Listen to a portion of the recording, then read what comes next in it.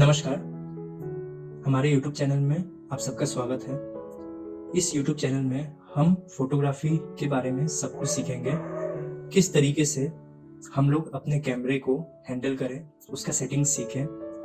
उसके बाद किस तरीके से हम लोग उस कैमरे के सेटिंग्स को अपने हिसाब से जो हमें रिजल्ट चाहिए उसको हम लोग यूज करें, फोटो लें। उस फोटो को किस तरीके से हम लोग प्रोसेस करें, जिसको हम लोग नॉर्मली एडिटिंग बोलते हैं।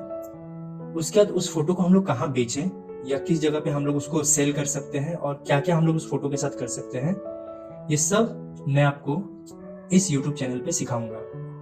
तो आइए शुरू करते हैं। सबसे पहले हम लोग सीखेंगे कि कैमरा जो हमारे पास है वो क्या है, वो कैसे काम करता है, उसके अलग अलग कंपोनेंट्स के बारे में पढ़ेंगे। उसके बाद हम लोग जानेंगे कि कैमरे का जो सेटिंग्स है उसको हम लोग कैसे उसके फुल पोटेंशियल में यूज कर सकते हैं। अब मेरे पास एक DSLR आया और मैंने उसको ऑटो मोड में करके खींचना स्टार्ट किया, तो वो तो कैमरा का पोटेंशियल है, मेरा तो पोटेंशियल है नहीं, और उसमें भी परफेक्ट फोटो मिल जाए इसका कोई श्योरिटी नहीं है। ये डिपेंड करता है लक पे।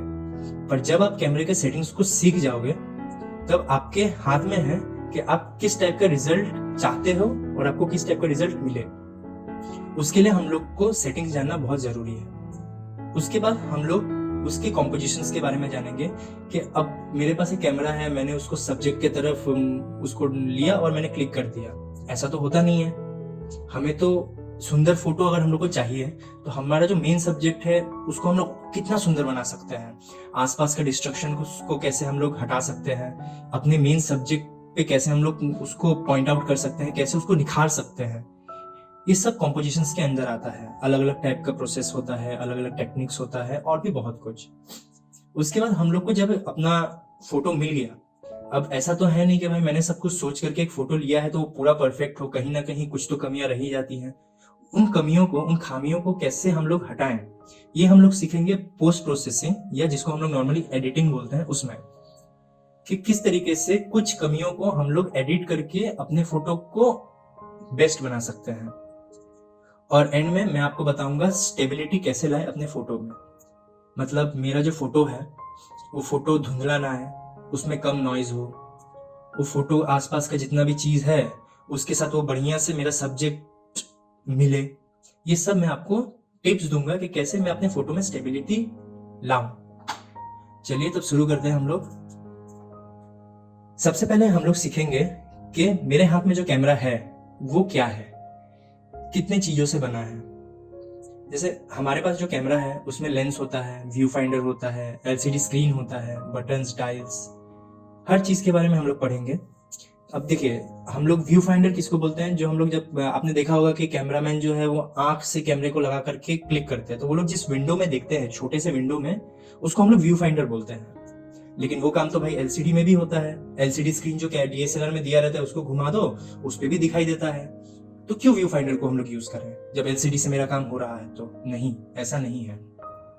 व्यू फाइंडर कुछ अलग अलग सिचुएशंस में यूज करना कंपलसरी हो जाता है, और कुछ ऐसा जगह होता है जहां पे हम लोग व्यू फाइंडर से कैप्चर करेंगे तो रिजल्ट उतना अच्छा नहीं आएगा, वहां पे हम लोग LCD को यूज करते हैं। और उसके बाद हम लोग और भी बहुत सारे सपोर्टिंग कंपोनेंट्स हैं, जैसे ट्राइपॉड, UV लेंस और भी बहुत कुछ। उसके बारे में सीखेंगे कि किस तरीके से ये सब सपोर्टिंग कंपोनेंट्स हमारे फोटो को और भी सुंदर बना सकता है। चलिए शुरू करते हैं। तो सबसे पहले हम लोग जानते हैं लेंस के बारे में। अब लेंस बहुत टाइप्स का आता है। आपने देखा होगा कि आपने खुद भी ऑब्जर्व किया होगा, जब आप फोटो देखते होंगे कैमरामैन अपने कैमरा के साथ, तो बहुत अलग अलग टाइप के लेंस होते हैं। अलग अलग लेंस का अलग अलग यूज है। अब अल्ट्रा वाइड एंगल जो यहाँ पे हम लोग देख सकते हैं, ये दो लेंस जो हैं ये अल्ट्रा वाइड एंगल लेंस हैं।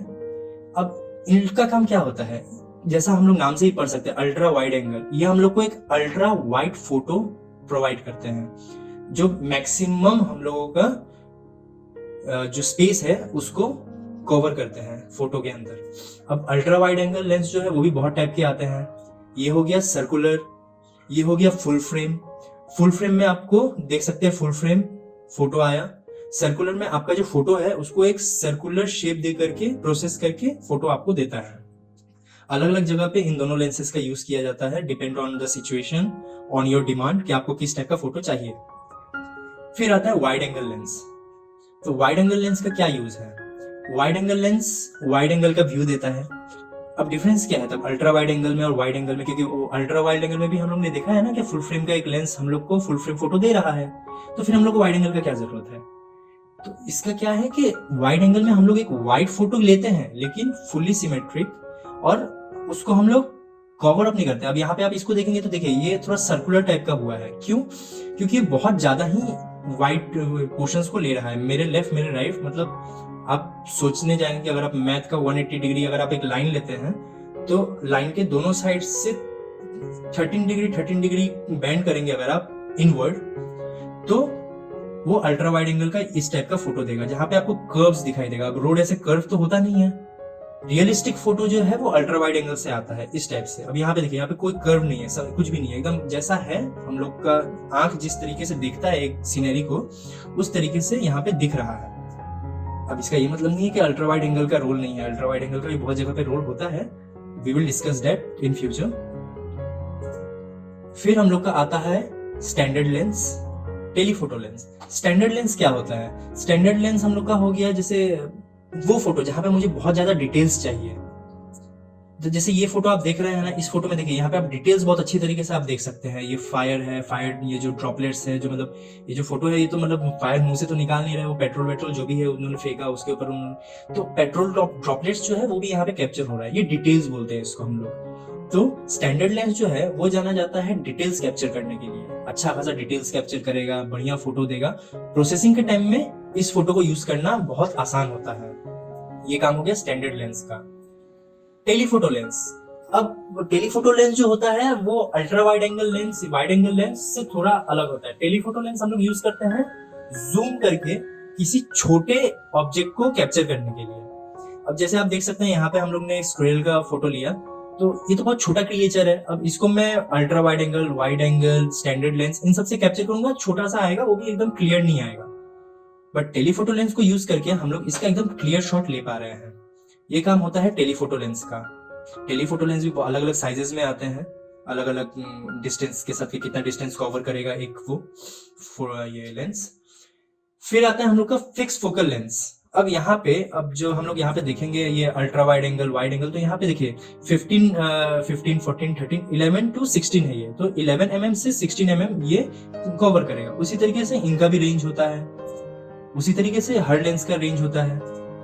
उसी तरीके से एक लेंस आता है जो फिक्स फोकल, मतलब जैसे ये हो गया, ये 50 mm लेंस है, तो इसको हम लोग जूम इन जूम आउट नहीं कर सकते हैं। ये एक ही फोकल पे ये फोटो खींचता है, लेकिन इसमें क्या है कि ये जब फोटो खींचता है तो एक्स्ट्रा शार्पनेस देता है, एक्स्ट्रा डिटेल्स देता है। और इसके साथ हम लोग का वो क्या है कि जैसे 50 mm है, तो इसके साथ हम लोग का कुछ और सेटिंग्स जब मैं आपको पढ़ाऊंगा तब मैं आपको बताऊंगा फोकल लेंथ, शटर स्पीड और ISO। तो 50 mm का खासियत है कि इनका फोकल बहुत नीचे तक जा सकता है, बहुत ऊपर तक जा सकता है, depend on the prime lens. जैसे ये तो फिक्स फोकल लेंस जो है प्राइम लेंस, ये 50 mm है, तो ये शॉर्ट रेंज हो गया। तो शॉर्ट रेंज में हम लोग को एफ स्टॉप कम चाहिए होता है, मतलब हम लोग का जो लेंस का मुंह है वो ज्यादा खुला हुआ हो, जो मैं आपको बाद में एक्सप्लेन करूंगा। उसी तरीके से कुछ प्राइम लेंस आता है जिसका हम लोग का थोड़ा लॉन्ग रेंज हो लेकिन उसका फोकल थोड़ा कम खुला हुआ हो, तो इसको बोलते हैं प्राइम लेंस। नॉर्मली जो वेडिंग फोटोग्राफी हो गया या फिर इवेंट फोटोग्राफी हो गया, उसमें प्राइम लेंस का यूज किया जाता है, वो वहां पे ज्यादा कारगर साबित होता है। फिर आता है एक मैक्रो लेंस। मैक्रो लेंस हम लोग यूज करते हैं मैक्रो ऑब्जेक्ट्स को क्लिक करने के लिए। अब मैक्रो ऑब्जेक्ट्स मतलब ये नहीं कि छोटा ऑब्जेक्ट, जैसे समझ लीजिए अभी आपको स्क्विरल दिखाया था मैंने, तो स्क्विरल जो है वो छोटा है बट इतना भी छोटा नहीं है, ऊपर से वो बहुत फास्ट और बहुत दूर होते हैं, तो उसके लिए हम लोग टेलीफोटो लेंस यूज करते हैं। मैक्रो लेंस हम लोग यूज करते हैं तितली का फोटो खींचने के लिए, छोटा छोटा जो स्पाइडर्स होते हैं, छोटे इंसेक्ट्स के फोटो खींचने के लिए हम लोग मैक्रो लेंस का यूज करते हैं, जहां पे वो जो सब्जेक्ट है उसको बढ़िया से फोकस करके बैकग्राउंड में एक अच्छा सा ब्लडी हम लोग को रिजल्ट देता है। इसके लिए हम लोग यूज करते हैं मैक्रो लेंस का। फिर हम लोग का कुछ इंपॉर्टेंट कंपोनेंट्स के बारे में पढ़ते हैं, जैसे LCD स्क्रीन हो गया, व्यू फाइंडर हो गया। मैंने बताया था ना वो छोटा सा जो विंडो होता है जिसपे कैमरामैन आंख लगा करके फोटो खींचता है, वो होता है व्यू फाइंडर। और LCD इन दोनों चीज का हम लोग यूज करते हैं अलग अलग जगह पे। जैसे नॉर्मली क्या होता है, जो लैंडस्केप फोटोग्राफर होता है, जो लोग टाइम लैप्स फोटो ले रहा है, टाइम लैप्स फोटो मैं आपको बताऊंगा क्या होता है। टाइम लैप्स फोटो ले रहा है, सीनरी ले रहा है, एस्ट्रो फोटोग्राफी में नॉर्मली यूज किया जाता है। इन सब जगह पे हम लोग एलसीडी यूज करते हैं। और नॉर्मली हम लोग जब बर्ड फोटोग्राफी करते हैं तो बर्ड फोटोग्राफी में बर्ड्स इतना स्पीड मूवमेंट होता है उनका कि हम लोग एलसीडी को लेकर के पेनिट्रेट कर करके उसको नहीं खींच सकते हैं, बहुत मुश्किल हो जाता है। उस समय हम लोग व्यू फाइंडर का यूज करते हैं। व्यू फाइंडर से हम लोग का जो मूवमेंट है कैमरे का वो बहुत ज्यादा फास्ट हो जाता है। प्लस व्यू फाइंडर में जब हम लोग देखते हैं तो जो सेटिंग्स होता है, जो मैं आपको सिखाऊंगा कैसे उसको हैंडल करते हैं, वो सब सेटिंग हम लोग व्यू फाइंडर में देख सकते हैं। तो ये व्यू फाइंडर का खासियत है। ये डिफरेंस है एलसीडी और व्यू फाइंडर में, जिसका और कहां कहां पे यूज होता है, कैसे कैसे यूज होता है, ये आने वाले वीडियोस में मैं आपको बताऊंगा। चलिए अब हम लोग same setting with different names. अब अलग अलग कैमरा का अलग अलग नोमेनक्लेचर होता है सेम सेटिंग के लिए। अब हम लोग नॉर्मली बात करें तो हम लोग का जो डायल होता है, यहाँ से हम लोग जो सेटिंग कंट्रोल करते हैं वो इससे कंट्रोल करते हैं। और ये हम लोग का ऑन ऑफ बटन हो गया, कैमरा ऑन कैमरा ऑफ। ये जो रेड बटन आप देख रहे हैं छोटा सा, ये रिकॉर्डिंग के लिए होता है। ये इसको हम लोग, ये जो आप बटन देख रहे हैं प्लस माइनस जिसमें लिखा हुआ है, इसको हम लोग एक्सपोजर कंपोनेंट बोलते हैं, जिसे हम लोग एक्सपोजर कंट्रोल करते हैं। एक्सपोजर मतलब जब मैंने एक फोटो को क्लिक किया, वो फोटो हो सकता है बहुत ज्यादा ब्राइट आ जाए, हो सकता है बहुत ज्यादा डार्क आ जाए। तो इससे मैं पहले से प्री डिसाइड कर सकता हूं कि मेरा फोटो जो आना चाहिए वो थोड़ा सा डार्क ही आना चाहिए। अब कितना डार्क आना चाहिए वो मैं इससे मतलब कंट्रोल कर सकता हूं, कितना ब्राइट आना चाहिए डिपेंडिंग ऑन द सिचुएशन। उसके बाद ये ठीक है। अब हम लोग नॉर्मली जो सेटिंग्स होता है, सेटिंग्स में हम लोग का ऑटो मोड सबको जानता है, नॉर्मली सबको यही यूज करता है। फिर आता है मैनुअल मोड। मैनुअल मोड में हम लोग 3 कंपोनेंट्स को साथ में कंट्रोल करते हैं। हम लोग अपना अपर्चर, शटर स्पीड और आईएसओ, ये 3 कंपोनेंट्स मेन कंपोनेंट्स होते हैं। एक फोटोग्राफर को इन तीनों कंपोनेंट्स को बढ़िया से कंट्रोल करना आना चाहिए ताकि वो एक बेस्ट रिजल्ट दे पाए। और वो तीनों चीज आप कंट्रोल कर सकते हैं मैनुअल सेटिंग में। उसके बाद भी कुछ है, जैसे ये A for aperture, aperture priority mode इसको हम लोग बोलते हैं। ये manual priority mode, auto priority mode. तो अपर्चर प्रायोरिटी मोड जब हम लोग सेट करते हैं तो अब मैं सिर्फ अपर्चर को ही कंट्रोल कर सकता हूं। अब कुछ जगह होता है जहां पे हम लोग को सिर्फ अपर्चर ही कंट्रोल करने का जरूरत है, शटर स्पीड आईएसओ कंट्रोल करना नहीं करना हमारे ऊपर है। तो जब मैं अपर्चर प्रायोरिटी, मतलब मेरा प्रायोरिटी है कि मैं सिर्फ अपर्चर को कंट्रोल करूं, तो मैं अपर्चर प्रायोरिटी मोड में मैं सेटिंग करूंगा, मैं अपना अपर्चर डालूंगा और कैमरा मेरे लिए मेरा शटर स्पीड और मेरा आईएसओ देगा। फिर आता है शटर स्पीड मोड। बिल्कुल सेम उसी तरीके से शटर स्पीड मोड में क्या होता है कि मैं शटर स्पीड कंट्रोल करूंगा, अपर्चर आईएसओ कैमरा कंट्रोल करेगा। फिर आता है ये पी।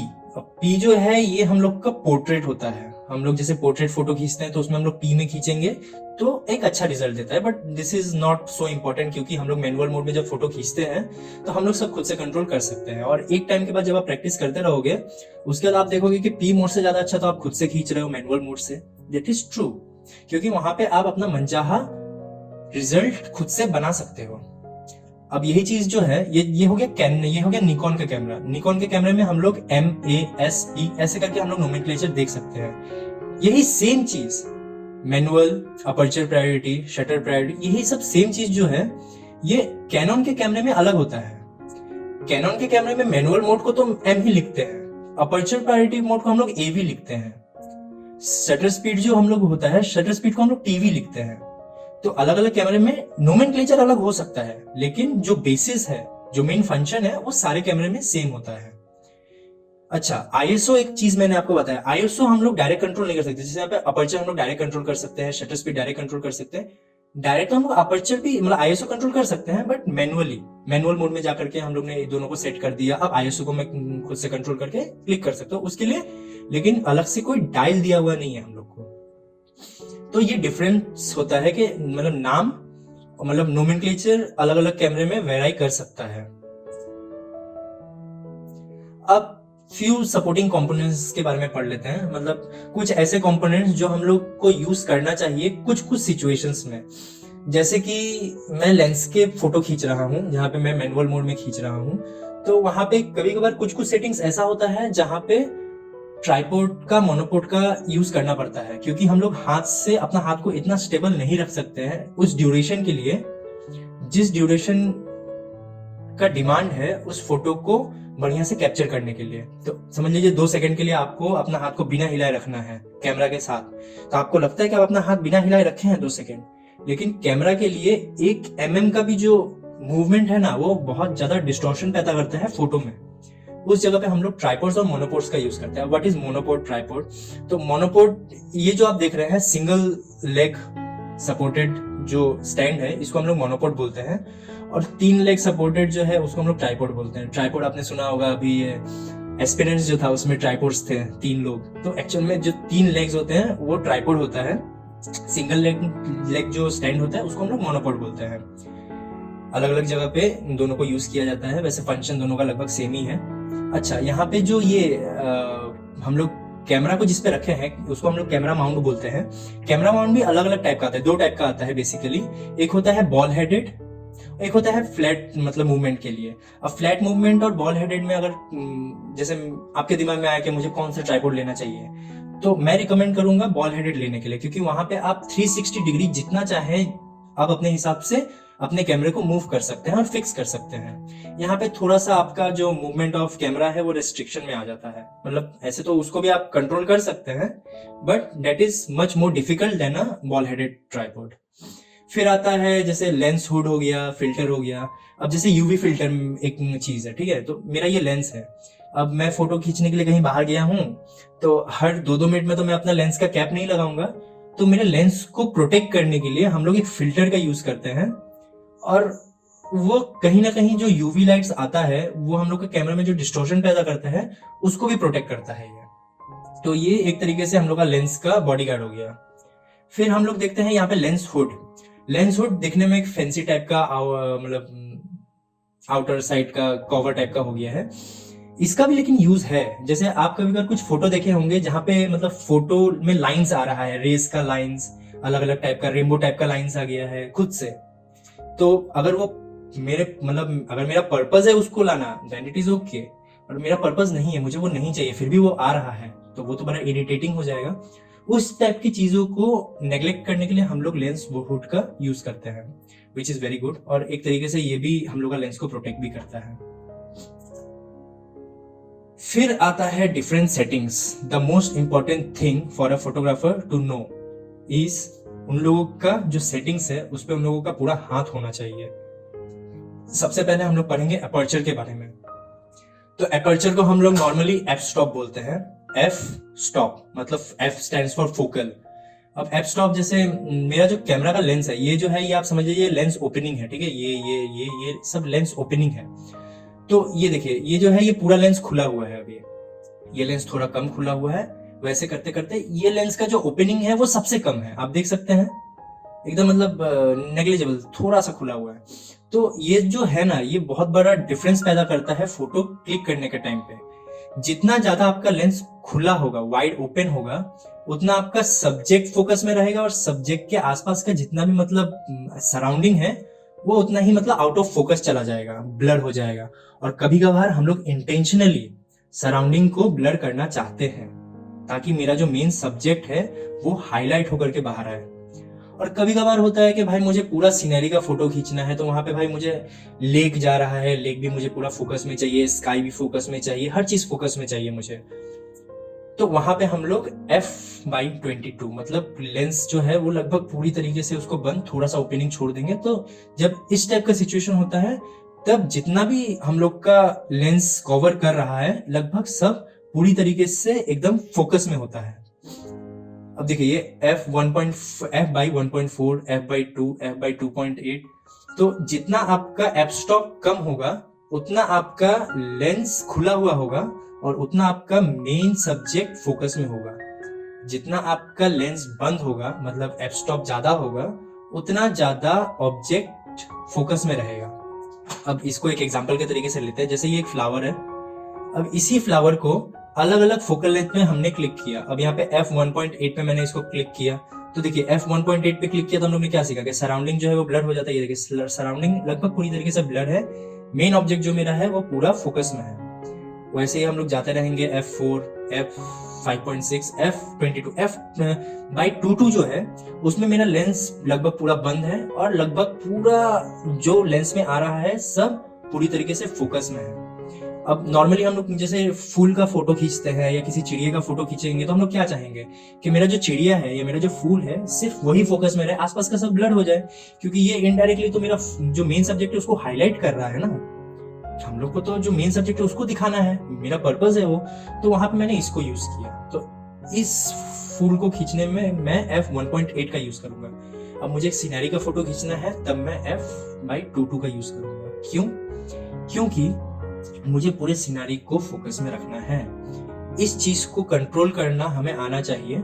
इसको कंट्रोल करना हम लोग सीख जाएंगे तो हम लोग बहुत सारा चेंजेस अपने फोटो में अपने मन के हिसाब से ला सकते हैं। अब नेक्स्ट सेटिंग हम लोग देखने जाएंगे तो नेक्स्ट सेटिंग है हमारा शटर स्पीड। शटर स्पीड क्या है? तो शटर स्पीड है कि ये आपका जो लेंस है, ये जो लेंस मैंने देखा, ये लेंस का जो ओपन वो है ना, ये ओपन रहेगा, ये तो मतलब परमानेंटली इतना ही ओपन रहेगा इस मतलब 1.4 में। लेकिन मैं कितना देर तक मेरा जो मतलब बाहर से जो लाइट आ रहा है उसको अपने मेरा कैमरा कितना देर तक उस लाइट को रीड करे, वो डिसाइड करता है शटर स्पीड। अब शटर स्पीड जो है वो हम लोग सेकेंड्स में काउंट करते हैं, जैसे 1 second, 2 second, half second, 1/1000 second, मतलब 1 सेकेंड का मतलब हम लोग 1000 पार्ट कर दिए, उसका 1/1000 जो है, इतना टाइम के लिए मैंने अपने लेंस का शटर का मतलब मुंह खोला और लाइट लिया फिर बंद कर दिया। जो कैमरा के लिए आसान है, हम लोग के लिए तो भाई 1/1000 सेकेंड्स आंख ब्लिंक करना भी मुश्किल है, but camera can do that, thank to the technicians. तो शटर स्पीड जो है वो हम लोग का कितने टाइम तक एक लेंस में लाइट जाना चाहिए वो कंट्रोल करता है। और ये भी बहुत ड्रामेटिक चेंजेस लाता है मेरे फोटोज में। कैसे? जैसे कि जहां पे 1/1000 सेकेंड के लिए अगर मैं किसी ऑब्जेक्ट को क्लिक कर रहा हूँ, मूविंग ऑब्जेक्ट को, तो वो तो पूरी तरीके से फ्रीज हो गया मेरे लिए। जैसे मैं एक ट्रक को जाते हुए देख रहा हूँ रास्ते पे, मैंने उसको 1/1000 सेकेंड पे मैंने क्लिक किया तो वो तो मेरे लिए पूरी तरीके से फ्रीज हो गया है। और वही अगर मैं उसको 1 सेकेंड के लिए क्लिक करूंगा, जहां पे मतलब 1 सेकेंड तक मतलब वो ट्रक जितना जा रहा है वो लाइट आ ही रहा है, तो वो तो ब्लर ही हो जाएगा, ब्लर्ड। तो ये जो चीज है इसको कंट्रोल करता है शटर स्पीड। साथ ही साथ शटर स्पीड लाइट को भी कंट्रोल करता है। अगर 1 सेकेंड तक मुंह खुला है तो मूवमेंट तो उसने कैप्चर किया कि 1 सेकेंड तक वो ऑब्जेक्ट कितना हिला, उसके कारण ब्लडी आया, नो डाउट। लेकिन एक और बात भी है ना कि 1 सेकेंड तक अगर मुंह खुला है लेंस का तो ज्यादा से ज्यादा लाइट अंदर आएगा, तो मेरा जो फोटो आएगा वो तो बहुत ब्राइट आएगा। और 1/1000 सेकेंड के लिए अगर मैंने वो ट्रक का फोटो खींचा वो तो फ्रीज हो गया, लेकिन साथ ही साथ बहुत कम लाइट आने के कारण मेरा फोटो तो बहुत डार्क भी आएगा। ये दोनों सिचुएशंस है, इसको हम लोग कंट्रोल करते हैं शटर स्पीड को अलग अलग जो हम लोग का सेटिंग्स है उसके साथ मिला करके हम लोग को किस टाइप का चाहिए वो हम लोग सीखेंगे। यहाँ पे हम लोग देखते हैं शटर स्पीड को। देखिए यहाँ पे सबका फोकल से मतलब जो एफ स्टॉप है सबका सेम है, f8, ठीक है। और ISO भी सबका सेम है। ISO क्या होता है वो मैं आपको आने वाले स्लाइड्स में बताऊंगा। यहाँ पे सिर्फ शटर स्पीड का खेल है। अगर मैंने 1/250 सेकेंड में इस फोटो को लिया तो देखिए बहुत डार्क है, लेकिन ये जो ऑब्जेक्ट है ये कॉम्परेटिवली जैसे जैसे मैं f/125, f/160 सॉरी 1/125, 1/60, 1/30, वैसे ही हाफ सेकेंड के लिए मैंने इसको लिया, ये पूरा ब्राइट हो गया, देख सकते हैं। यहाँ पे ये पूरा डार्क है, ये लाइट के हिसाब से ये जो आप देख सकते हैं, ठीक है, कि कितना देर तक मुंह खुला है, कितना देर तक मुंह बंद है, उसके हिसाब से इसने रिजल्ट्स दिया। अब यहाँ पे एक और एग्जांपल इसको लेते हैं। यहाँ पे ये 2 फोटो है। इस फोटो में मेरा शटर स्पीड है 1/6 सेकेंड और इस फोटो में मेरा शटर स्पीड है 2.5 सेकेंड्स। मतलब 2.5 सेकेंड्स के लिए मेरा कैमरा का मुंह खुला हुआ है। अब आप एक बात बताइए, अब आप एक कैमरा को 2.5 सेकेंड के लिए हाथ में होल्ड करोगे तो इतना शार्प तो फोटो आएगा नहीं। उस जगह पे हम लोग यूज करते हैं ट्राइपॉड को। मतलब ये जो फोटो क्लिक किया हुआ है इसमें कैमरा को एक ट्राइपॉड पे रख करके फिर 2.5 सेकेंड के लिए उसको शटर स्पीड को फिक्स करके इसको क्लिक किया गया है। अब इन दोनों फोटोज में क्या डिफरेंस दिख रहा है? यहाँ पे देखिए, यहाँ पे पानी का जो स्ट्रक्चर है और यहाँ पे पानी का जो स्ट्रक्चर है बहुत डिफरेंट है। ये थोड़ा मिल्की मिल्की टाइप का स्ट्रक्चर आया है यहाँ पे, और ये इंटेंशनली हम लोग लेकर के आते हैं, क्योंकि कभी कभार कुछ कुछ जगह पे इस टाइप का आने वाले स्लाइड्स में मैं बताऊंगा, पानी के साथ ही नहीं बहुत सारी चीजों के साथ हम लोग ये करते हैं, और ये बहुत सुंदर लगता है, हम लोग के फोटो को बहुत निखार के लेके आता है। ये कमाल है शटर स्पीड का। अब हम लोग देखते हैं ISO के बारे में। ISO मेजर करता है sensitivity of camera sensor light, मतलब जो हम लोग का कैमरा का जो सेंसर है उस पे कितना लाइट जा रहा है और कैमरा उसमें से कितना लाइट को लेगा। अब समझ लीजिए कि मैं आपको 10 रुपया दे रहा हूं, ऑब्वियसली आप 10 रुपया ले लेंगे, बट आपका रिक्वायरमेंट है कि मुझे 1 ही रुपया चाहिए, तो आप मुझसे 1 रुपया लेंगे, 9 रुपया आप रिजेक्ट कर देंगे। 2 रुपया चाहिए, 2 रुपया लेंगे, रिजेक्ट कर देंगे। उसी तरीके से कैमरा का जो सेंसर है उसके ऊपर है कि भाई मुझे इतना ही लाइट चाहिए तो मैं इतना ही लाइट लूंगा, बाकी लाइट मैं रिजेक्ट कर दूंगा। ये कंट्रोल करता है ISO। अब ISO जैसे हम लोग ने यहाँ पे एफ स्टॉप दिखाया, शटर स्पीड दिखाया, ये दोनों लेंस कंट्रोल कर रहा है, बट यहाँ पे ये जो ISO है इसको कंट्रोल कर रहा है हम लोग का कैमरा का मेन बॉडी, और ये भी बहुत अलग तरीके का रिजल्ट्स देता है। जैसे ISO 100 पे आपका जो ऑब्जेक्ट है वो बहुत शार्प होगा और ग्रेन्स बहुत कम। ISO 6400 में यहाँ पे देखिए ग्रेन्स आपको दिख रहा है ना, इसको हम लोग नॉइज बोलते हैं। कहीं कहीं पे इंटेंशनली हम लोग नॉइज लाना चाहते हैं, तो कहीं कहीं पे हम लोग को नॉइज नहीं चाहिए। अब जब मैं आपको बताऊंगा कि आप अपने फोटो को कहाँ बेचोगे या क्या करोगे, वहां पे बहुत सारा वेबसाइट्स ऐसा है या बहुत सारा प्लेटफॉर्म्स ऐसा है जहां पे आपकी अगर फोटो में नॉइज है तो आपका फोटो रिजेक्ट हो जाएगा।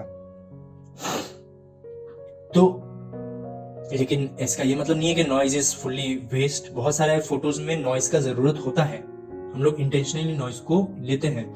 और अगर नॉइज नहीं भी हो, नॉइज को तो चलो पोस्ट प्रोसेसिंग जिसको हम लोग एडिटिंग बोलते हैं, एडिटिंग में नॉइज हम लोग हटा सकते हैं, फिर भी हम लोग को इसका क्या जरूरत है? तो इसका जरूरत होता है हम लोग को, जैसे भाई बहुत लाइट है, सनी डे है, तो सनी डे में तो ISO 100 में भी मेरा फोटो बहुत अच्छा आ जाएगा। लेकिन अगर रात का समय है, रात का समय जहाँ पे लाइट बहुत कम है, चांद का थोड़ा सा लाइट है या फिर वो भी नहीं है, थोड़ा सा तारा से जो लाइट मिल रहा है, वहां पे हम लोग ISO बढ़ाएंगे। जब हम लोग नेकेड आई से अपना आगे का चीज नहीं देख सकते हैं, वहां पे भी अगर हम लोग ISO बढ़ा करके फोटो क्लिक करें विद द प्रॉपर सेटिंग, तो हम लोग को तब जा करके भी एक फोटो मिल सकता है। तो नॉर्मल अच्छा लाइट है मेरे पास, वेल डिसेंट लाइट है, तो हम लोग ISO कम रखेंगे। लाइट जैसे जैसे कम होता जाएगा वैसे वैसे हम लोग का ISO बढ़ता जाएगा। अब यहाँ पे हम लोग एक एग्जांपल देखते हैं। यहाँ पे ये 3-4 फोटो है, चारों फोटो को मैंने सेम एफ स्टॉप है, सेम शटर स्पीड है, ISO चेंज किया है। रिजल्ट देखिए, ISO 100 पे ये थोड़ा हल्का सा डार्क टाइप का है, क्योंकि ये सुबह के टाइम में लिया गया है, तो फिर भी ये बढ़िया से दिख रहा है। अगर रात के टाइम में इस फोटो को लिया होता तो ये पूरा अंधेरा हो चुका होता, एकदम डार्क, बट दिख रहा है क्योंकि ये इवनिंग टाइम पे या आफ्टरनून टाइम पे लिया हुआ फोटो है।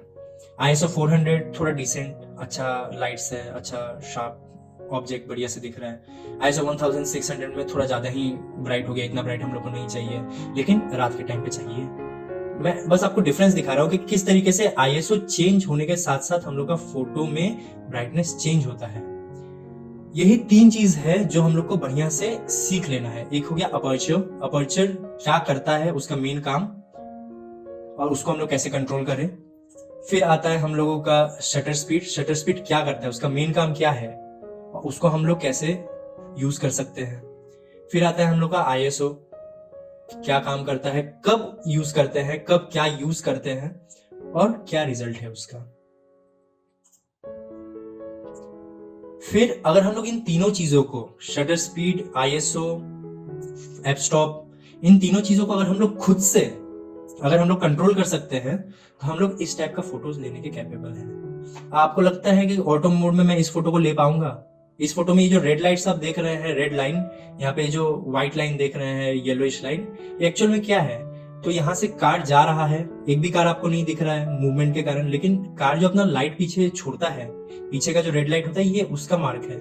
ये आगे से जो कार आ रहा है, हेडलाइट से उसका जो लाइट निकलता है, ये उसका मार्क है। ये भी सेम एग्जांपल है उसका।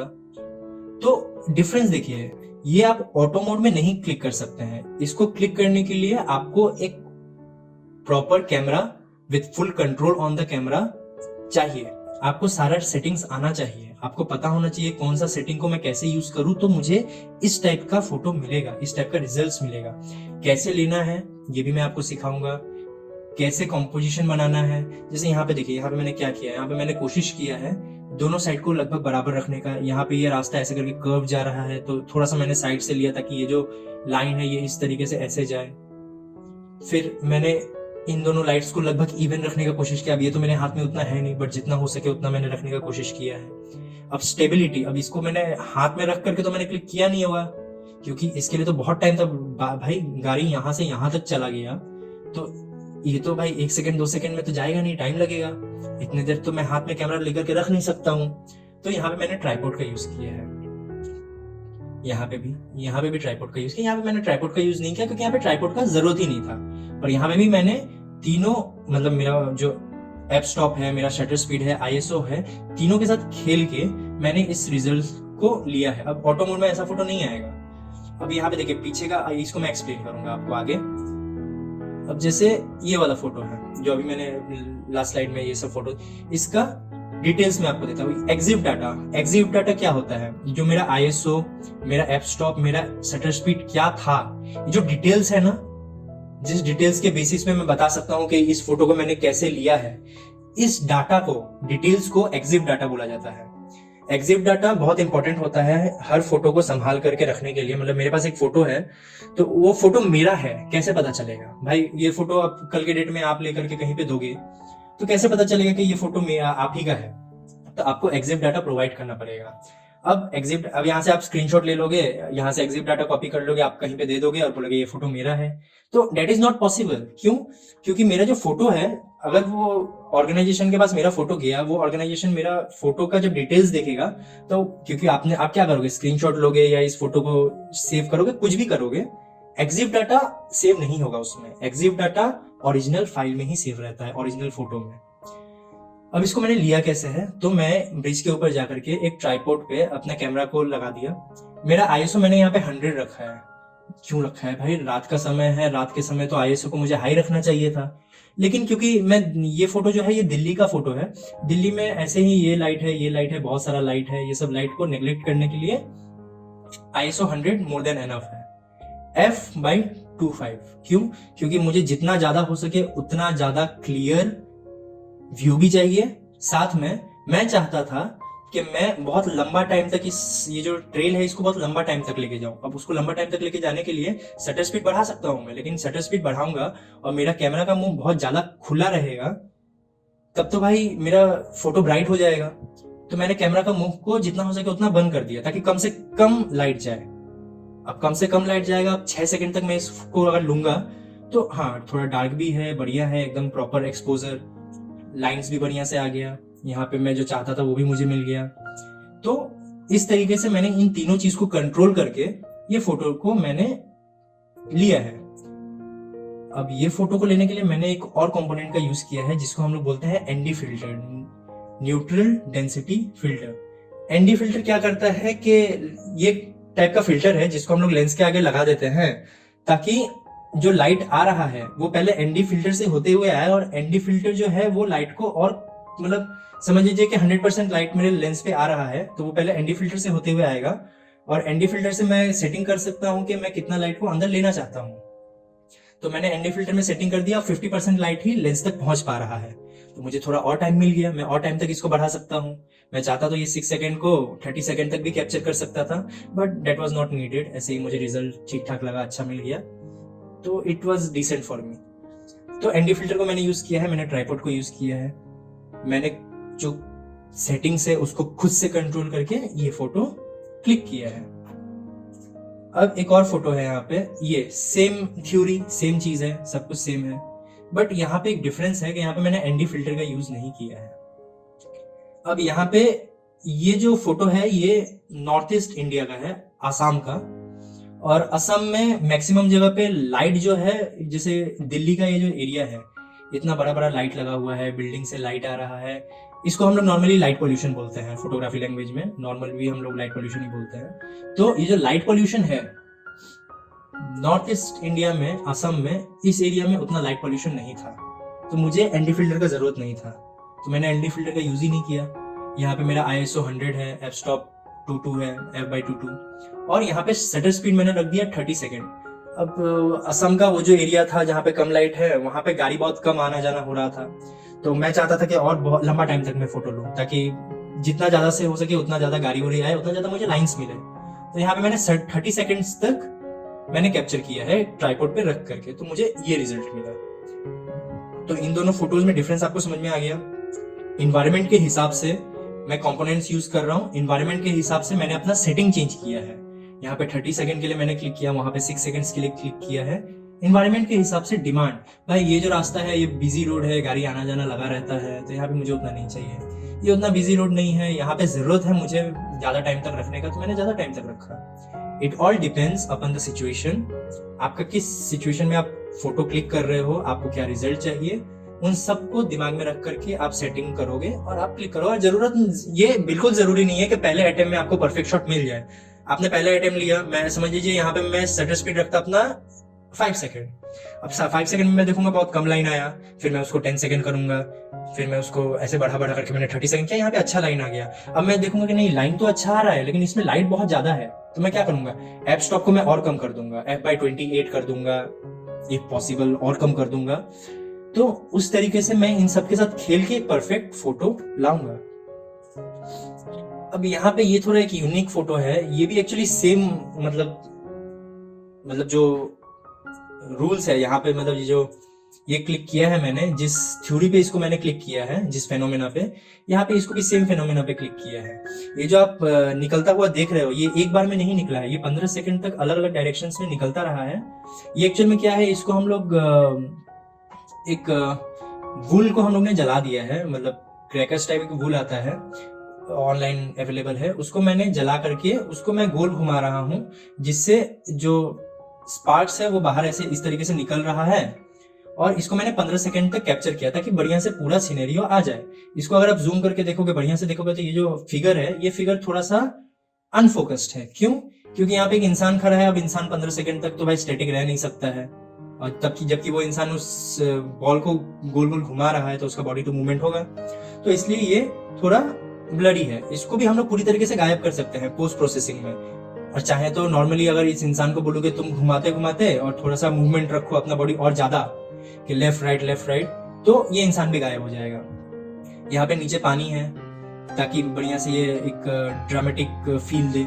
इस तरीके से मैंने इस फोटो को लिया था नॉर्थ ईस्ट में, बोगीबिल करके एक जगह है, मागुरीबिल सॉरी, तिनसुकिया के पास। ये तिनसुकिया, अगर आपने वो सलार देखा होगा तो बर्मा के पास तिनसुकिया बताया गया है, बर्मा के पास नहीं है Tinsukia. Tinsukia is a well developed town, अच्छा सुंदर जगह है। ये फोटो वहां का है, तो तिनसुकिया के पास मैंने ये लिया है, मागुरीबिल। अच्छा, पीछे एक ब्रिज है अच्छा खासा। ये एक्चुअली ये एरिया जाना जाता है बर्ड फोटोग्राफी के लिए, बट क्योंकि शाम का टाइम हो गया था, चिड़िया लगभग अपना नेस्ट में जा चुके थे, हमारे पास फ्री टाइम था, हम लोग ने ये एक्सपेरिमेंट टाइप का कर लिया, ये फोटो क्लिक किया। यहाँ पे हम लोग का ISO 100 है, एफ स्टॉप 10 है। अब यहाँ पे एफ स्टॉप इससे अगर कम मैं करूंगा तो लाइट बहुत कम आएगा, जिसके कारण ये जो शार्पनेस आपको दिख रहा है ना, ये शार्पनेस नहीं दिखेगा। तो इस शार्पनेस को रखने के लिए मैंने एफ स्टॉप थोड़ा मतलब मीडियम रखा है मैंने। यहाँ पे शटर स्पीड 15 सेकंड, क्योंकि 50 सेकंड वाज एनफ। 15 सेकंड में वो पूरा जल के खत्म हो जाता है जो वूल है, तो 15 सेकंड इज वाज एनफ, क्योंकि मुझे पैटर्न भी मिल गया जो मुझे चाहिए था, और वूल भी जल गया, तो बेकार में और क्लिक करने का कोई मतलब मीनिंग नहीं है। इसको भी मैंने ट्राइपॉड में रख करके किया है, स्टेबिलिटी क्योंकि चाहिए 15 सेकंड तक, इंसान तो हाथ में स्टेबल रख नहीं सकता, सेम लॉजिक। उस तरीके से मैंने इस फोटो को लिया है। Now this is the final explanation photo. यहाँ पे ये जो सांप है, ये इसका नाम है सलारजा स्पिट वाइपर, जो एक्चुअली अरुणाचल प्रदेश का मतलब नेटिव अरुणाचल का मतलब सांप है, और रिसेंटली डिस्कवर्ड हुआ था, आई थिंक 2018, 19, 20 ऐसा ही कुछ टाइम पे। रिसेंट स्नेक है ये, एक्चुअली एक रेस्क्यूड स्नेक है जिसको रेस्क्यू किया गया था वहां का, मतलब बहुत ही मतलब एक बढ़िया आदमी है, भैया मुझसे बड़े हैं, मेरे भैया टाइप के हैं, भैया ही हैं मेरे, तो उन्होंने इसको रेस्क्यू किया था, और रेस्क्यू करके वो इसको रिलीज करने जा रहे थे। तो मैंने उनसे रिक्वेस्ट किया कि आप जब रिलीज करोगे मैं उसका कुछ फोटो क्लिक कर सकता हूँ, बोले ऑब्वियसली अलाउ कर दिए मुझे। तो उस टाइम मैंने इस फोटो को क्लिक किया था। अब यहाँ पे मैंने नॉर्मल लेंस का यूज ना करके प्राइम लेंस का यूज किया है। क्यों? क्योंकि ये सांप दिखने में जितना मतलब बड़ा दिख रहा है फोटो में, एक्चुअल में उतना बड़ा है नहीं। ये हार्डली आपका 30 सेंटीमीटर 45 सेंटीमीटर का सांप है। तो प्राइम लेंस जो होता है वो प्रॉपर डिटेल्स देता है, अच्छा कंट्रोल देता है, जिसके कारण मैंने इस सांप को प्राइम लेंस से क्लिक किया है। यहाँ पे मेरा सेटिंग क्या था? यहाँ पे मेरा सेटिंग था ISO 200। क्यों? क्योंकि मतलब डे लाइट था पूरा, मतलब लाइट तो अच्छा खासा लाइट था, तो मैंने ISO 200 पे मैंने इसको क्लिक किया। मैंने एफ स्टॉप इसका 6 रखा। क्यों? क्योंकि मैं चाहता था कि मेरा जो सब्जेक्ट है वो प्रॉपर फोकस में रहे, सब्जेक्ट जिसके ऊपर है वो प्रॉपर फोकस में रहे, पीछे का जो है वो जितना हो सके उतना ब्लर हो जाए, बाकी मैं पोस्ट प्रोसेसिंग में ब्लर कर दूंगा। लेकिन कोइंसिडेंटली मुझे उतना मेहनत करना नहीं पड़ा। मैंने जब क्लिक किया था तब लगभग पीछे का जितना ऑब्जेक्ट्स था वो ब्लर हो गया था इस सेटिंग में। और मैंने यहाँ पे शटर स्पीड 1/2000 सेकेंड रखा, क्योंकि वो 1/200 सेकेंड्स, क्योंकि ये जो सांप है छोटा है लेकिन उतना मूवमेंट था नहीं, तो 1/200 second was enough to freeze it. और 1/200 सेकेंड जो है वो मैं हाथ में कैमरा रख करके आराम से क्लिक कर सकता हूँ, शेकीनेस नहीं आता है। ऑब्जेक्ट भी बढ़िया से फ्रीज हो गया, डिटेल्स भी बढ़िया आ गया, पीछे का मैं जो चाहता था ब्लर करना वो बढ़िया से ब्लर हो गया। और बाकी थोड़ा सा प्रोसेसिंग, मतलब पोस्ट प्रोसेसिंग एडिटिंग जिसको बोलते हैं, उसमें मैंने इसको ठीक कर दिया। तो मुझे जो चाहिए था वो प्रॉपर रिजल्ट मुझे मिल गया with this setting. Special component मैंने यहाँ पे यूज किया था प्राइम लेंस, जो मैंने आपको बता ही दिया है, जहाँ पे मतलब मैं प्राइम लेंस में मतलब जूम इन जूम आउट नहीं कर सकता था। 50 mm लेंस था ये। That is the details of this photo. Now what we will cover in our next video. अब आने वाले वीडियो में हम लोग क्या कवर करेंगे? अभी तक मैंने आपको सिखाया कि किस तरीके से सेटिंग्स को कंट्रोल करते हैं, कैसे मैं सेटिंग्स को कंट्रोल करूं, और उस सेटिंग्स के हिसाब से कैसे मुझे मेरा मनचाहा रिजल्ट मिले। ठीक है, मैंने कुछ रिजल्ट्स का एग्जांपल दिया। अब वहां पे मैं कॉम्पोजिशन आपको सिखाऊंगा कि जैसे मैंने यहाँ पे ध्यान दिया कि मुझे ये सांप चाहिए, पीछे का सब ब्लर चाहिए, मुझे मेरा ऑब्जेक्ट जो है उसका सराउंडिंग थोड़ा सा जिसके ऊपर वो है वो मुझे थोड़ा फोकस में चाहिए।